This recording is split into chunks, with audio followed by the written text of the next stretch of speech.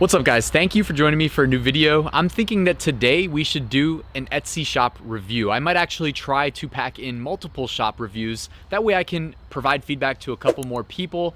But guys, like as we head into November, December, even October, you should be seeing an uptick in sales already, hopefully.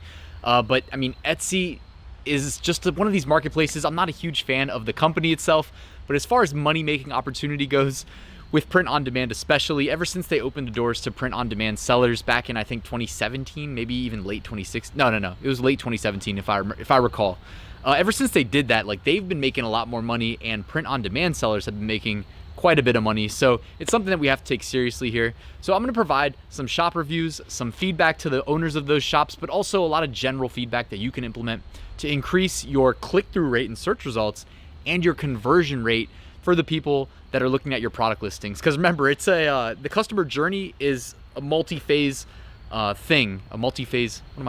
journey. So we need to understand the whole journey and do everything we can to optimize for a sale at each step. So I'm gonna go jump on my computer and we can get started. Thanks again for joining me, guys. Real quick, before we get started with our Etsy shop reviews, let me introduce myself for new viewers. I'm Ryan Hogue. I've sold over $1.8 million on Amazon to date. If you would like to follow the link in the description, I've got a print on demand giveaway, 2 winners drawn every week. Entering's completely free. It should be the top link. I've also got a print on demand mini course delivered to your inbox over 8 days. If you'd like to take me up on that offer, all you gotta do is give me your email address. I've also got a print on demand Facebook community, very active, lots of discussion. Check it out. If you want to subscribe to my channel, I publish income reports on the first day of each month, so you can see a transparent look into my business. And last but not least, I have a full print-on-demand course, 10 modules, over 80 lectures, constantly expanding it, building it out. You can check that out, link in the description. All right, so we're going to be looking at this Etsy shop, Motivational Designs, and this one, Yours Truly Apparel. So I didn't pre-plan any of this stuff. I'm gonna be looking at it for the first time right along with you guys. If I see something that I like, I'm gonna compliment it. And if I see something that I think can be improved, I will also let them know. But ultimately, hopefully, you guys that are watching with me can learn something that you can implement yourselves into your shops. And hopefully these 2 shops that I'm reviewing, I'll be able to give you a couple tips to improve your sales. All right, so starting off with Motivational Designs. First and foremost, I really like this shop. I like the logo, I like the branding. The color scheme has 2 color choices.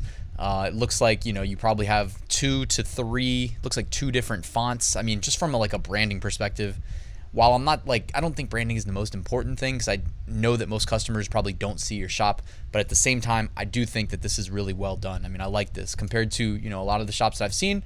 This is definitely up there as one of the better ones. You even got like a cute picture of your puppy as your shop owner. So you've been on Etsy since 2020 and you've already got 787 sales. That is really well done.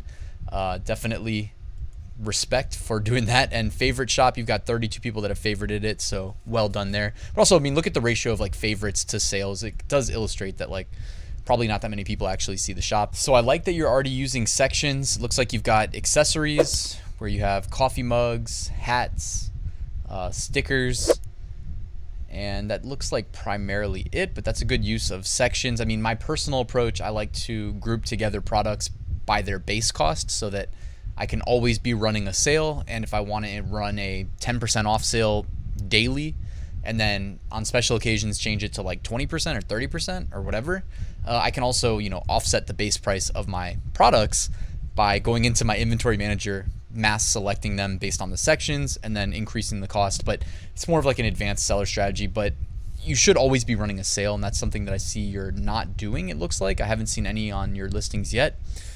You really want to be doing that, because again, I think your products so far look great. I noticed that, you know, you've got some of these fonts that certainly look familiar, although one thing that is not going to translate is this looks like you may have been using that Gaglin distressed font in a hat design. And if somebody actually buys this, it's you're gonna get an email from Printful's embroidery digitization team saying you can't have lines that thin in embroidery, and then, you know, it's gonna have to be fixed. So just a lesson to anybody out there: you don't want to use distressed fonts like Gaglin in your hat designs. Same with this one. That's going to cause a major problem if it actually sells. So, well, not major problem, you know what I mean? You'll be able to go in and fix it, but you'll have to basically fill them in. You might want to just go into Photoshop, use a stroke, and the stroke with like the inside fill, and that should fill in those gaps, and then it won't look distressed when the person gets it. But also, yeah, you're doing a good job with your titles with the filling in relevant keywords. Now, I do not think that including the same word multiple times will get you any additional like indexing on that word.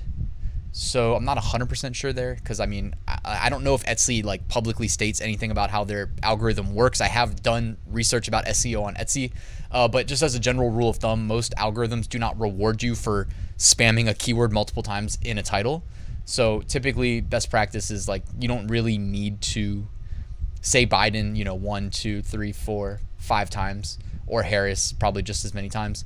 But also, like, if we do, so here's the thing, I always try to mimic like what someone would search, at least in a partial part of my title, and I do that on all platforms. So here in this case, I'd probably just say Biden Harris 2020 hat as like the first few keywords of my listing. That's probably what I would do. I mean, otherwise, like, you're hoping that the algorithm can figure out, based on the keywords you provided, what to associate this listing with. And you already know this is a very competitive space to be in, so you want to probably just do your best to assist the algorithm. But if we search like Biden 2020 Kamala Harris hat, like, let's see, where does this even pop up? What is it called? Motivational. Let's see, motivational. So you do pop up. Oh, that's my recently viewed. All right, Motivational Designs. You pop up down here around, the 60%. So far, you're like the 60 percentiles. Most customers aren't going to scroll this far to find your hat. This isn't even the same hat, actually. It's a different one. So, and again, no one said it's going to be easy to rank on these really high value keywords. So I'm not knocking you there. I'm just trying to give some advice, general advice. But anyways, you got your accessories. Let's see, artwork. Oh, I like this. I've listed some posters and whatnot, framed stuff like that. I haven't sold any. I've listed on Amazon primarily. But these designs are also really nice.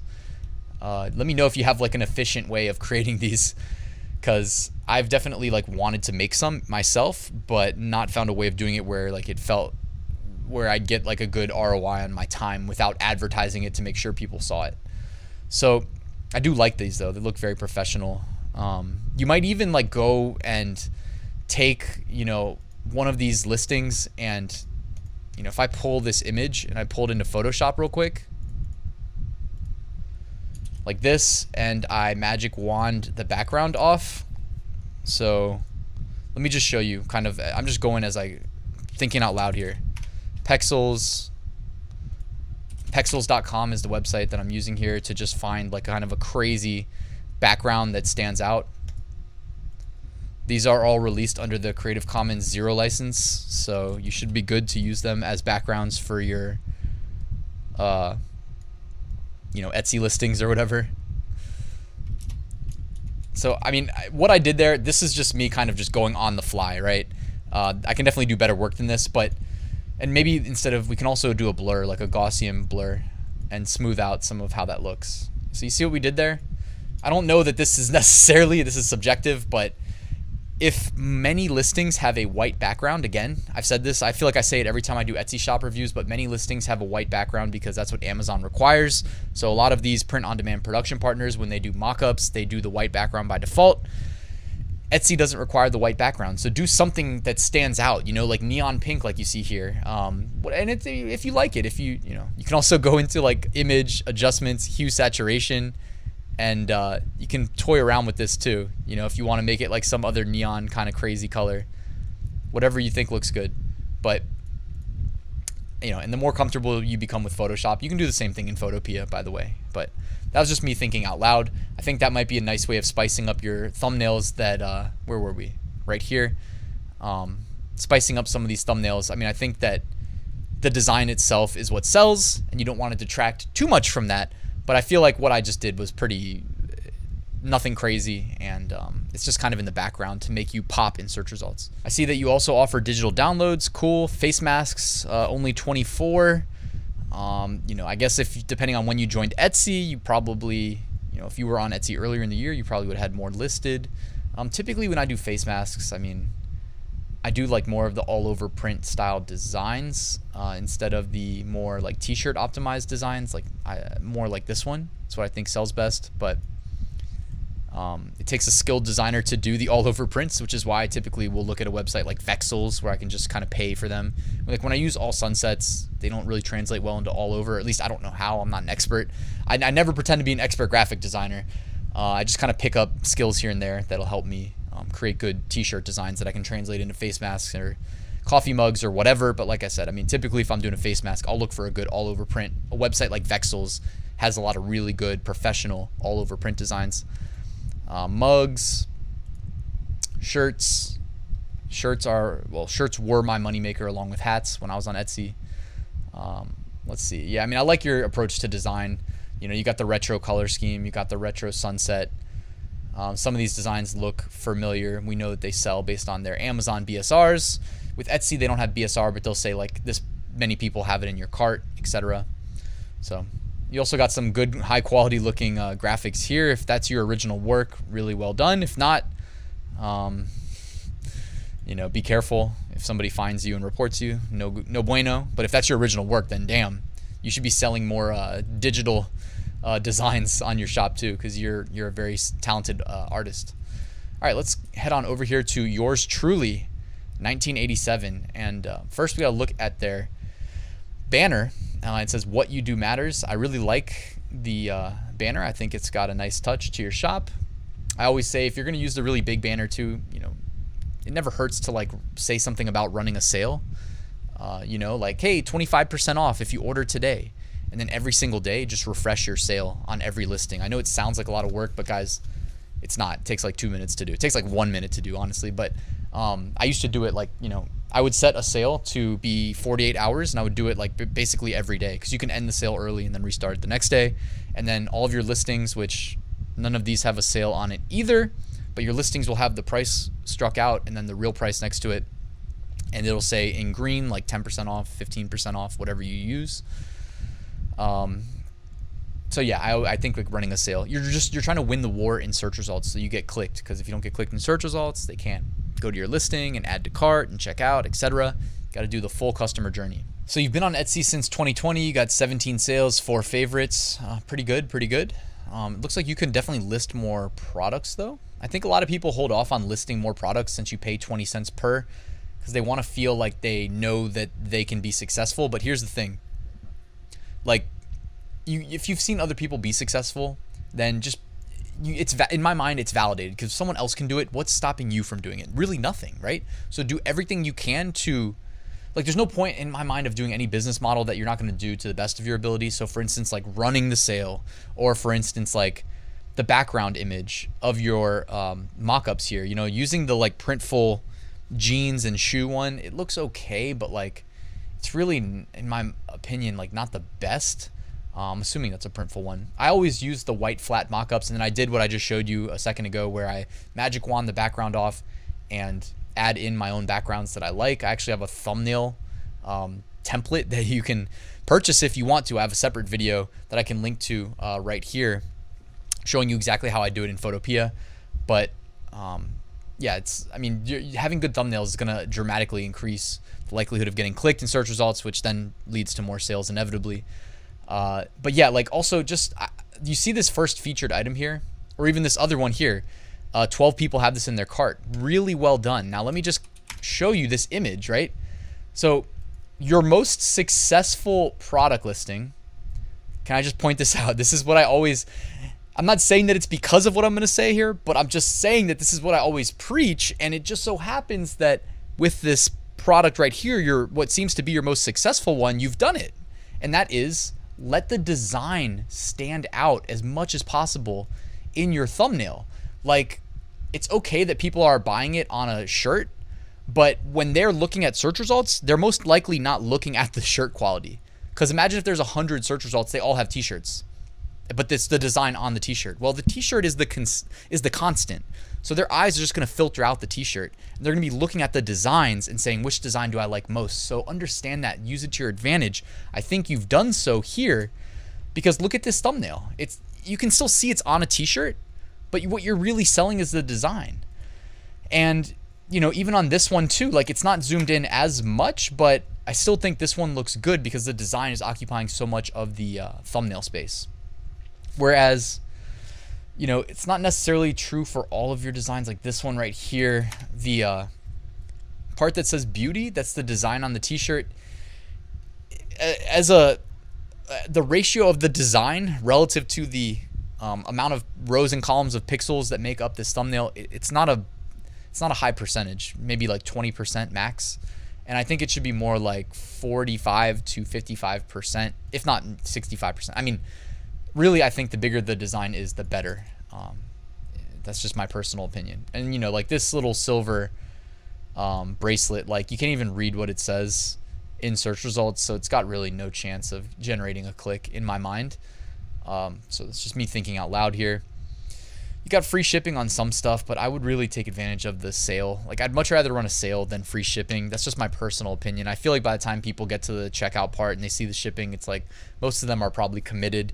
And again, like if you offer free shipping but offset the shipping cost in the cost of the product, it might reduce the likelihood. Because I mean, keep in mind, in search results, if it's between you for $32 and someone else for $25, and they're just going to add shipping later, they're most likely going to click the one that says $25 because it's not adding the shipping cost there in search results next to it. So it just looks like that one's much cheaper. So that's my thoughts anyways. Also, like using flat numbers like 24.00, 27.00, 32.00. I mean, studies have shown, I've talked about this in a video, I think 2 weeks ago, maybe 3, where if you just reduce that left number by 1, so if you can change 32.00 to 31.99, so it's only costing you a penny, you will increase your conversion rates. Every study has shown that. The data source that I cited when I said it in that video was from gumroad.com, which is like a really popular e-commerce website. Oh, I really like this design here. By the way, typically, like if you're not doing this yourself, you need to like modify them in some way. Like if this is from All Sunsets, which I'm not sure because it doesn't look familiar, but you would need to modify it in some way, like adding text or distressing it or changing the color scheme. Usually adding text is the common approach. But I would take advantage of definitely adding a sale is what you need to do first and foremost. And then if you're going to pay the 20 cents to have these listings live on Etsy, you might as well, you know, make a good thumbnail, highlight that design. I think the backgrounds, like I showed earlier, if you make like some crazy one like the neon pink, well, that's unexpected. You know, do some market research too. Like and by the way, also, you see this shirt, this is something that I shouldn't gloss over because this is actionable advice for you, the shop owner. This product of yours right here is selling really well, right? You see other 12 people have it in their carts. You should be selling this on additional products or at a minimum. And I mean, most people don't read the description. You know, you can't even see all of it. Etsy kind of hides it right here.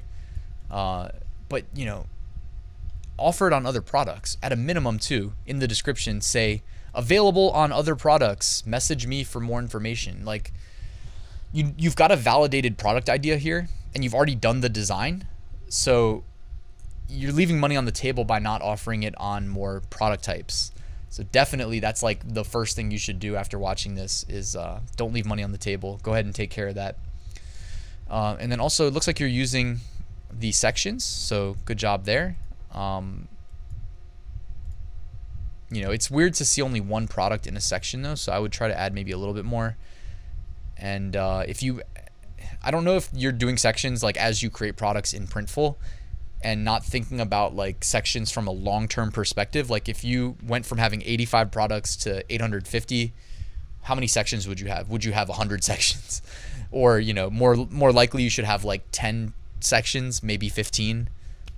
So figure out what your strategy is long-term for your sections would be also my advice. And then, you know, this thumbnail here, it's not even showing the full design. So like, I mean, even just swapping your primary thumbnail to this, where you can see the full design, I think would be an improvement. You guys get the gist of where I'm going with this here. Like getting clicked in search results is the biggest uphill battle associated with being successful on Etsy, in my opinion. So just, you know, do what you can. All right. A lot of it has to do with, even if you're a great designer, if you don't show the design off in the primary thumbnail, you're going to get glossed right over because there's so many people selling print on demand, which again shouldn't deter you. It just means you got to do a little bit of extra effort to thrive. So anyways, guys, let's wrap the Etsy shop reviews here. I hope it helped. If it did, let me know by dropping me a like on this video. And then also, if you have any feedback or you want me to review your Etsy shop, come over to my Print on Demand Facebook group and let me know there. But anyways, thank you guys for watching. Subscribe if you haven't already, and I will see you guys tomorrow. Passive Income School is open. Enroll now at RyansMethod.com. Thank you.